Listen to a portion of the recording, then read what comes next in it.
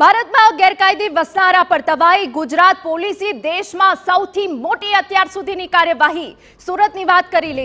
પહલગામ હુમલા બાદ Gujarat police high alert mode પર છે। સુરત શહેરમાં 100 થી વધુ બાંગ્લાદેશીઓની અટકાયત કરવામાં આવી। શહેરના અલગ અલગ વિસ્તારમાં પોલીસની ટીમ સર્ચ કરી રહી છે। બોગસ ડોક્યુમેન્ટ આધારે ભારતમાં રહેતા હતા।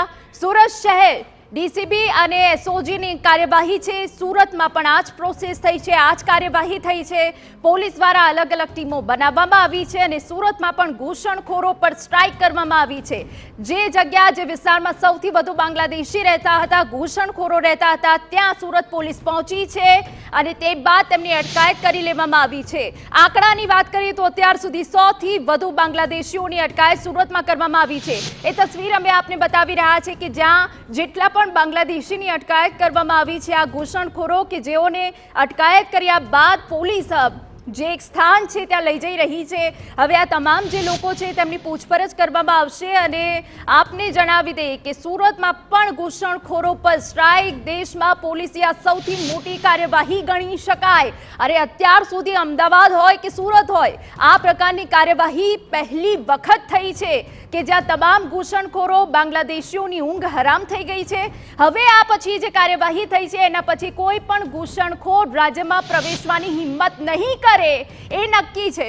પરંતુ આ તસવીરો પણ ખૂબ ખાસ બની જાય કે સુરતમાં પણ 100 થી વધુ જે ઘૂસણખોરો છે, જે બાંગ્લાદેશી છે, તેઓની અટકાયત કરવામાં આવી છે। ગુજરાત પોલીસ હાઈ એલર્ટ મોડમાં છે। તમામ જગ્યા પર જ્યારે હાઈ એલર્ટ હોય અને તે વચ્ચે આટલી મોટી કાર્યવાહી જો કરવામાં આવે તો હવે પછી કોઈ પણ ઘૂસણખોર રાજ્યમાં પ્રવેશવાની હિંમત નહીં કરે। ગુજરાત પોલીસ દ્વારા સૌથી મોટી કાર્યવાહી કરવામાં આવી છે। અમદાવાદ પોલીસ હોય કે પછી સુરત પોલીસ હોય, પરંતુ સુરત પોલીસમાં પણ એસઓજી અને અલગ અલગ ટીમો બનાવીને એ વિસ્તારો સુધી પહોંચવાનો પ્રયત્ન કરવામાં આવ્યો કે જ્યાં બાંગ્લાદેશી રહે છે અને 100 થી વધુ બાંગ્લાદેશીની અટકાયત કરી લેવામાં આવી છે। એક તસવીર અમે આપને બતાવી રહ્યા છે કે જ્યાં આધાર કાર્ડની પણ તપાસ કરવામાં આવી રહી છે।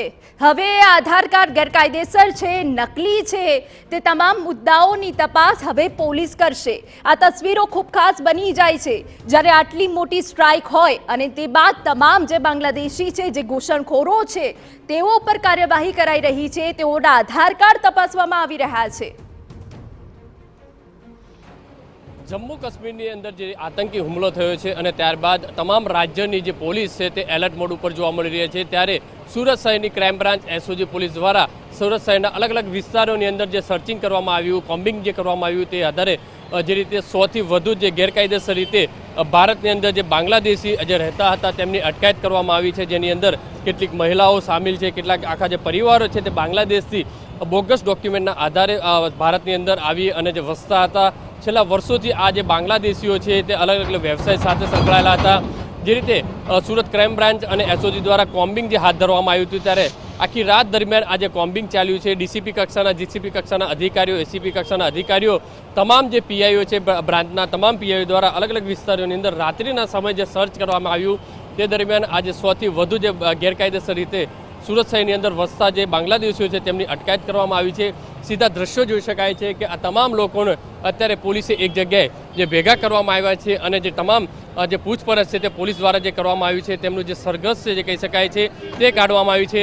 ઉચ્ચ કક્ષાના અધિકારીઓ છે તે અહીંયા જોડાયા છે। મહત્વની વસ્તુ એ છે છેલ્લા ઘણા સમયથી જે રીતે જે ગેરકાયદેસર એટલે કે બોગસ ડોક્યુમેન્ટના આધારે આ રીતે બાંગ્લાદેશીઓ છે તે અંદર સુરત શહેરના અલગ અલગ વિસ્તારોની અંદર જે વસતા હતા। મહત્વની વસ્તુ એ છે સીધા દ્રશ્યો જોઈ શકાય છે કે આ જે તમામ જે રેલી છે સ્વરૂપે નીકળ્યા છે તે ગેરકાયદેસર રીતે સુરત શહેરની અંદર વસતા બાંગ્લાદેશી લોકોની પોલીસે અટકાયત કરી છે।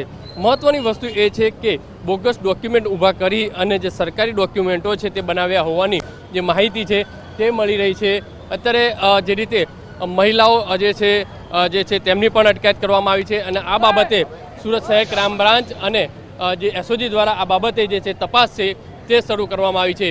કારણ કે કેટલા સમયથી અહીંયા રહેતા હતા, કઈ રીતે રહેતા હતા, કેવી રીતે અહીંયા આવ્યા હતા, આ તમામ બાબતોને લઈને હાલમાં પોલીસ દ્વારા તપાસ શરૂ કરવામાં આવી છે। કેમેરામેન સંજય ચંડેલ સાથે બલદેવ સુથાર, TV9 સુરત। તો પોલીસ દ્વારા પણ ટીમો બનાવવામાં આવી હતી સુરતની આ તસવીરો અમે આપને બતાવી રહ્યા છે। અમારા સંવાદદાતા બળદેવ સુથાર પડીપણની અપડેટ આપના સુધી પહોંચાડી રહ્યા છે। ગ્રાઉન્ડ ઝીરો પર માત્ર TV9 છે એ તમામ જે દ્રશ્યો છે અમે આપને બતાવી રહ્યા છે। એક તરફ તમામ બાંગ્લાદેશીને એકઠા કરીને તેમના આધાર કાર્ડ તપાસવાની વાત હોય કે પછી બીજી તરફ મોડી રાત્રે આ કાર્યવાહીની વાત હોય, એ તમામ જે પડીપણની અપડેટ છે અમે આપના સુધી પહોંચાડી રહ્યા છે। પરંતુ ગુજરાત પોલીસ હવે એલર્ટ મોડ પર છે અને તે વચ્ચે ગુજરાત પોલીસ કોઈ પણ કચાશ બાકી રાખવા નથી માંગતી અને એટલા જ માટે આટલી મોટી સ્ટ્રાઇક જે કરવામાં આવી છે બાંગ્લાદેશીઓ પર, ઘૂસણખોરો પર કે જ્યાં મોડી રાત્રે પોલીસ ત્રાટકી છે।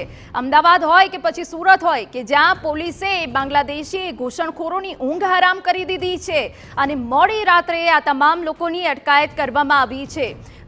સુરતના પણ જે સંવેદનશીલ વિસ્તારો હતા કે જ્યાં સૌથી વધુ બાંગ્લાદેશી રહેતા હતા અને તે વિસ્તારોમાં પહોંચવામાં આવી, ટીમો બનાવવામાં આવી અને મોડી રાત્રે જ આ પ્રકારની કાર્યવાહી કરવામાં આવી છે।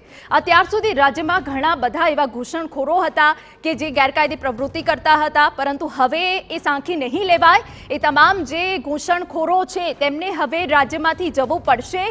ગૃહ રાજ્યપ્રધાન હર્ષ સંઘવી દ્વારા પણ આજ ચેતવણી આપવામાં આવી છે, ચીમકી ઉચ્ચારવામાં આવી છે કે ઘૂસણખોરો રાજ્યમાં નહીં ચાલે અને તમામ લોકો જે છે તેઓએ પાછા જવું જ પડશે। અને તે બાદ ગુજરાત પોલીસ દ્વારા જે કાર્યવાહી કરવામાં આવી છે, ઇતિહાસની આ સૌથી મોટી કાર્યવાહી છે જે અમદાવાદ અને સુરતમાં કરવામાં આવી છે।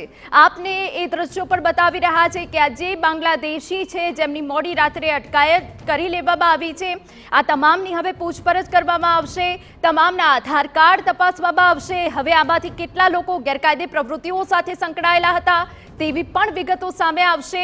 શહેરના અલગ અલગ વિસ્તારમાં કાર્યવાહી કરાઈ છે, એ તસવીર અમે આપને બતાવી રહ્યા છે। ડ્રોનથી કાર્યવાહી કરાઈ। જમ્મુ કાશ્મીરની અંદર આતંકી જે હુમલો થયો હતો અને ત્યારબાદ તમામ રાજ્યોની જે પોલીસ હતી તે એલર્ટ મોડ ઉપર હતી અને તમામ જે અલગ અલગ શહેરો, અલગ અલગ જિલ્લાઓની અંદર પોલીસ દ્વારા જે સર્ચિંગ કરવામાં આવ્યું હતું, ત્યારે સુરત શહેરની અંદર દેશની સૌથી મોટી જે કાર્યવાહી છે તે સુરત શહેર ક્રાઇમ બ્રાન્ચ અને એસઓજી દ્વારા જે કરવામાં આવી છે। સીધા દ્રશ્યો જોઈ શકાય છે।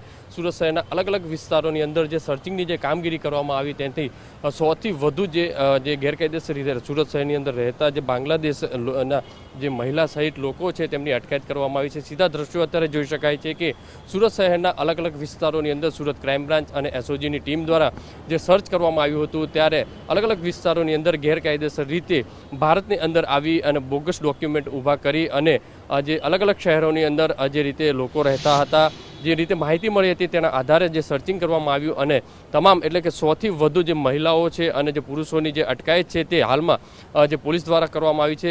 જે રીતે માહિતી મળી રહી છે કે દેશની સૌથી મોટી કાર્યવાહી કહી શકાય છે, કારણ કે અત્યારે આ દ્રશ્યોની અંદર જોઈ શકાય છે કે આજે બાંગ્લાદેશીઓ છે છેલ્લા ઘણા સમયથી સુરત શહેરના અલગ અલગ વિસ્તારોની અંદર જે રહેતા હતા અને જે અલગ અલગ વિસ્તારોની અંદર નાના મોટા જે કામની અંદર જોડાયેલા હતા, હાલમાં પોલીસ દ્વારા તમામ લોકોની જે પૂછપરછ કરવામાં આવી રહી છે, કેટલા સમયથી રહેતા હતા, તમામ જે લોકો છે તેમના જે ડોક્યુમેન્ટો છે તે કબજે કરવામાં આવે છે અને ડોક્યુમેન્ટ જે વેરિફિકેશન કરી અને આગળની જે કાર્યવાહી છે તે કરવામાં આવશે। એટલે મહત્વની વસ્તુ એ છે કે દેશની સૌથી મોટી પ્રથમ જે કાર્યવાહી કહી શકાય, આ પ્રથમ વખત આટલા મોટા પ્રમાણમાં 100થી વધુ જે બાંગ્લાદેશી જે છે તે ઝડપાયાનો જે કિસ્સો છે તે સામે આવી રહ્યો છે।